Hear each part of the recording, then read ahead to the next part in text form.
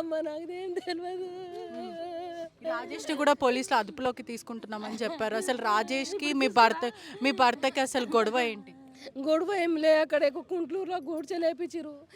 మా ఆయన కూడా అక్కడ వేపిస్తే వాళ్ళు లేరే, వాళ్ళు రవీంద్రాచారి అనేటోళ్ళు వాళ్ళంతా ఏమో ప్లాన్ చేసుకొని వాళ్ళు ఒకటైరు.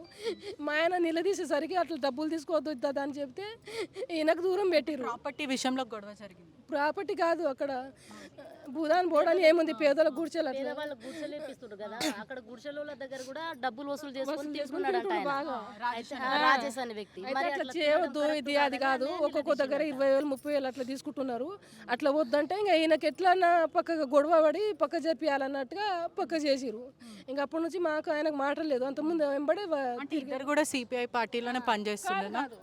ఆయన సిపిఐ పార్టీ కాదు, మా ఆయన సిపిఐ పార్టీ. ఆయన వాళ్ళకు బాగానే 5-6 సంవత్సరాల నుంచి తెలుసు. ఇద్దరు ఎంబడే తిరిగేటోళ్ళు, ఇంకా కలిసి ఉండేటోళ్ళు. కానీ ఈ గొడవ అట్లా అడ్డుపడుతుందని చెప్పేసి నాతో మాటలు లేవు, ఏం లేదు. ఇంకా దగ్గర కూడా రావటం లేదు, వాళ్ళు పోవట్లే, మేము వస్తలేము. అంటే ఎప్పటికీ పార్క్కి వెళ్తుండేనా వాకింగ్ చేయడానికి? 3 సంవత్సరాలు అయింది పోతుండే. మేము ఒక 15 రోజులు 20 రోజులు అవుతుంది మేము పోయి. మేము పాప ఎప్పుడు జరిగింది? ఎవరైనా చూసి ఏం చెప్పారు అసలు? పొద్దున మేము చూడలే, పొద్దున మా ఇంటి దగ్గర కనిపించిండు ఆయనే.